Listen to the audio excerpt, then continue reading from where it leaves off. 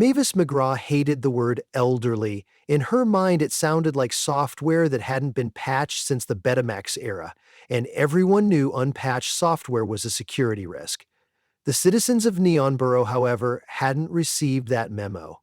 To them, she was just another gray-haired widow who wheezed up the 4 flights to her micro-apartment clutching a reusable shopping bag that clacked with knitting needles. What they didn't see, because eyesight in Neonborough was optional if you couldn't pay the subscription, was that the bag was lined with electromagnetic shielding. And the needles? Titanium, hollow, with retractable antennae and a built-in RAM buffer big enough to hold a week's worth of exploit kits. 40 years earlier, Mavis had been Glitch, the most notorious black hat on the Atlantic net. She'd retired when the government finally legalized memory erasure for cybercrime sentences. No way was she going to let some underpaid technician suction 50 years of cookie recipes, cat photos, and secret 0 days out of her skull. So she pled out on a hard condition: never hack again. But laws and promises were like cheap dentures, they fit until they didn't. Last month, Neonborough's Streetlight grid had been privatized by Luxdyne, a megacorp that billed by the lumen. Want red to turn to green? That's a 99 credit microtransaction. 8 pedestrians were already in traction because they couldn't afford crossing tokens. Mavis nearly choked on her chamomile tea when she read the headline. Jaywalker charged Luxdyne 500 credits for unauthorized green signal. That was when Glitch's arthritis suddenly felt a decade younger. Problem: pulling a traditional network breach risked the plea deal, which contained a no electronic mischief clause with teeth. Solution: NIT, Luxdyne's firmware updated streetlights over narrowband powerline frequency, the same frequency conductive yarn could potentially resonate with. If one wove the proper pattern of copper-infused merino and microcapacitors, the scarf itself could impersonate legit update packets every time it fluttered near a pole transformer.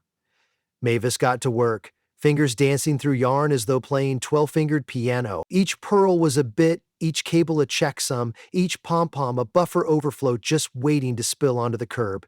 She called the design Traffic Jam. While she knitted, her grandson Jaden barged in, hoodie flapping like an errant sail. 22, unemployed and convinced that nothing pre-Ruby on Rails mattered. "Gran, I brought pierogi," he announced. Also, "Are you crocheting or committing a felony?" Mavis peered over bifocals that doubled as packet sniffers. "Both, Dia." He glanced at the schematic projected on her wall, ASCII art of a scarf draped around a crosswalk sign, arrowed annotations reading, "Here be root."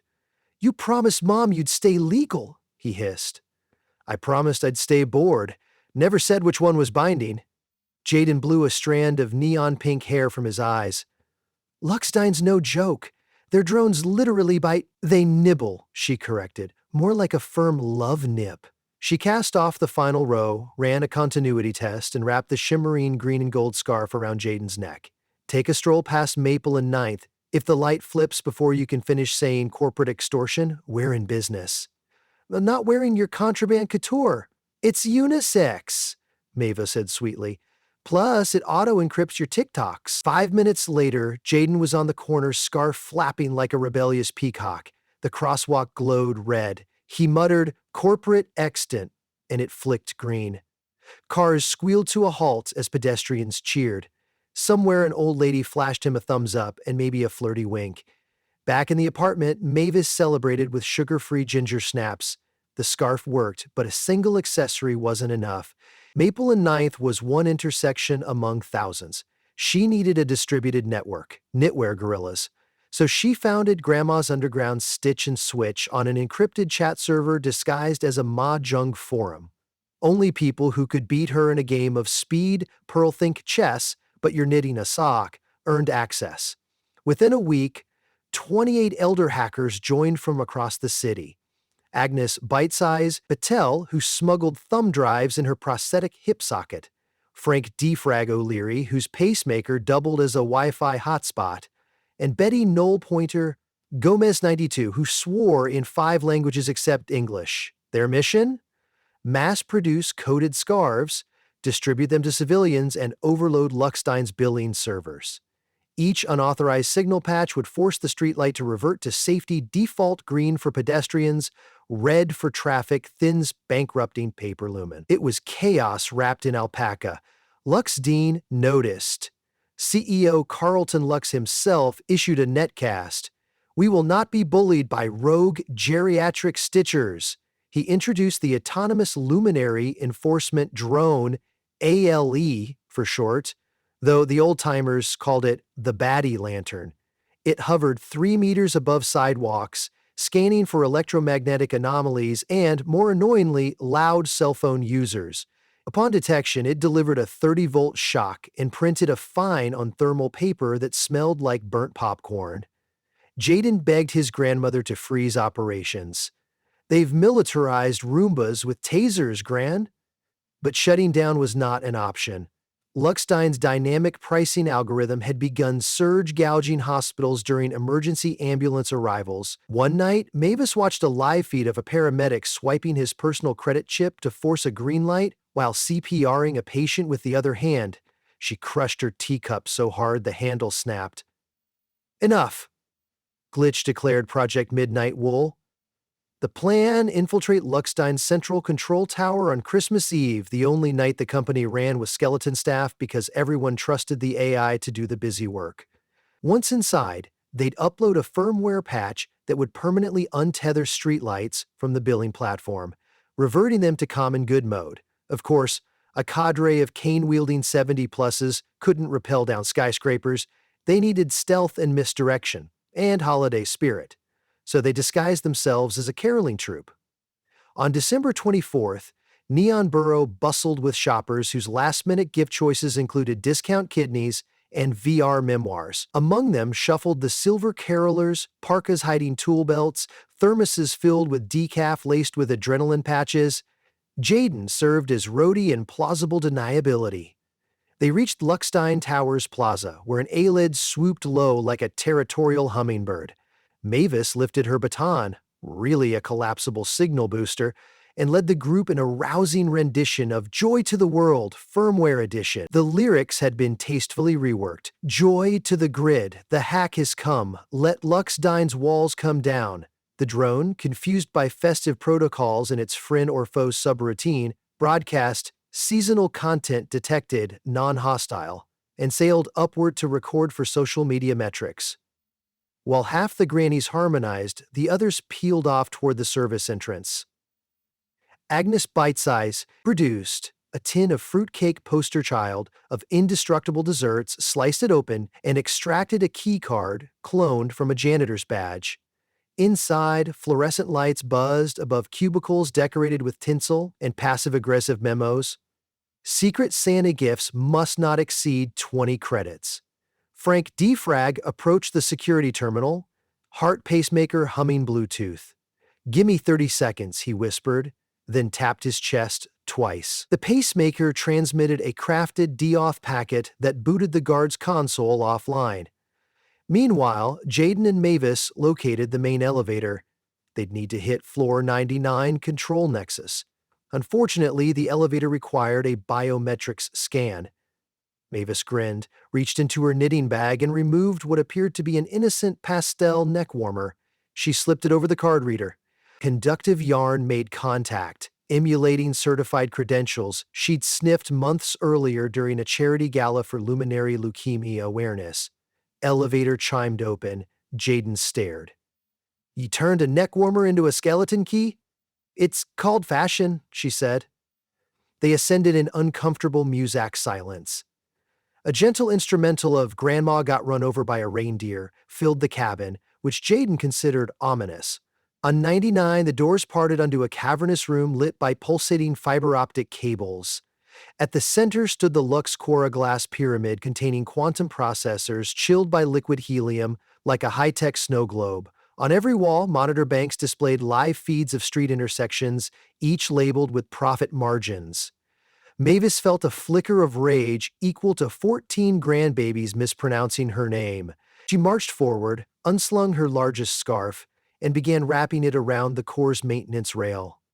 Jaden unpacked a ruggedized tablet, loaded with the patch script compiled by the Granny Underground. "Plug in here," instructed Mavis, pointing to a port hidden beneath an engineer's only piece of holiday decor. a pixel art mistletoe magnet. As Jaden initiated the upload, alarms shrieked in D7 Flot. The core's AI, Samuel's systems and monetization executive logic displayed on every monitor. Unaccess detected. Please present retina or be vapored.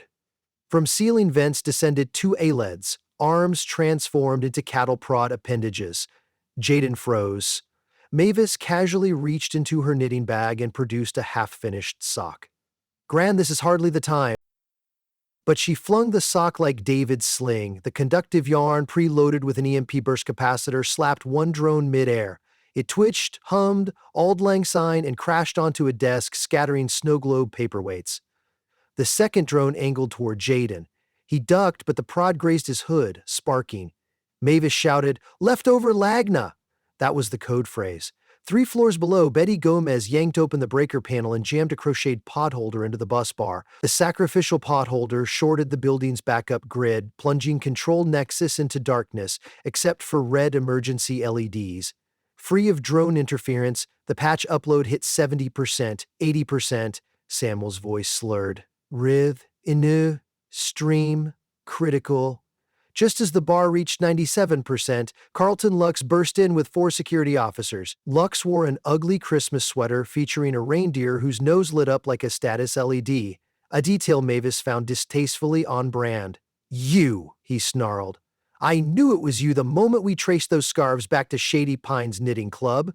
He drew a sleek stun carbine.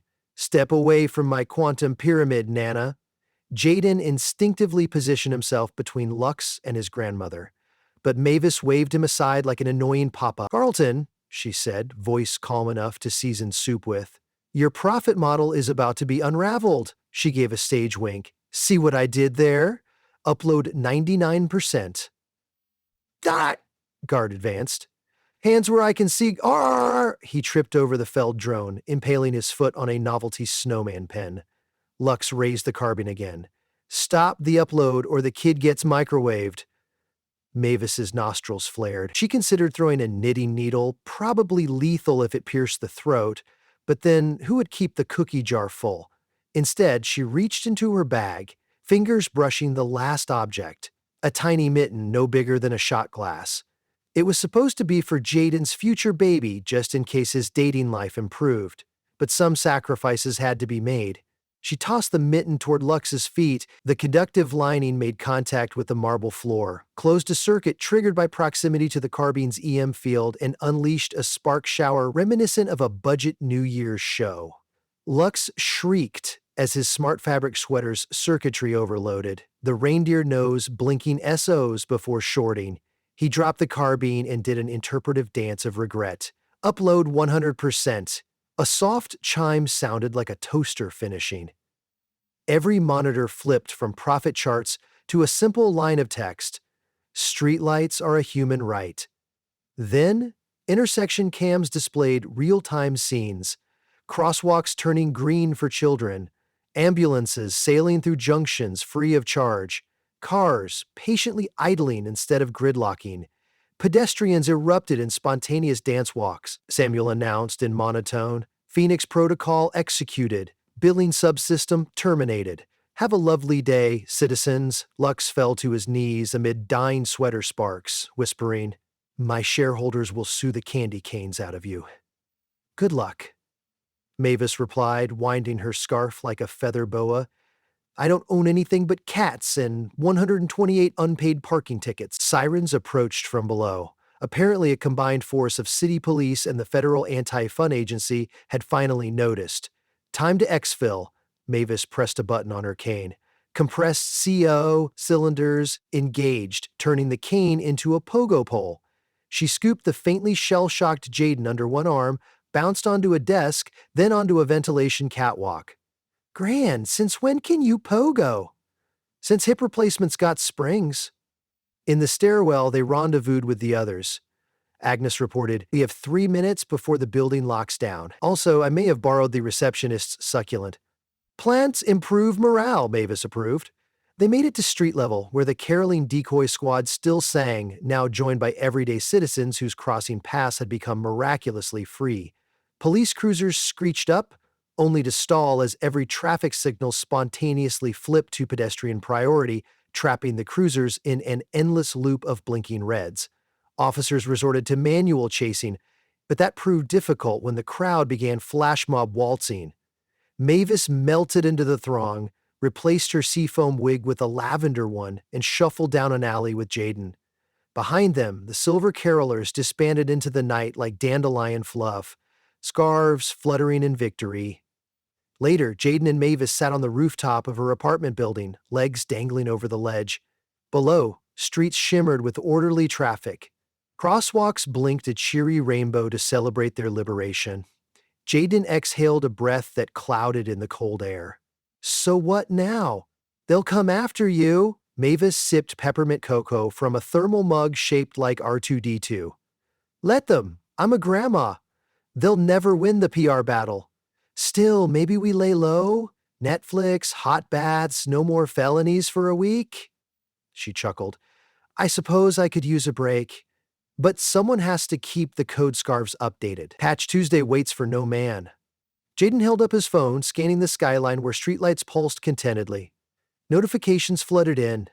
Memes of grandmas wearing superhero capes, trending hashtag Nanas of Anarchy, a petition to place a bronze statue of a knitting needle in front of City Hall. Gran, he said softly, you changed the city.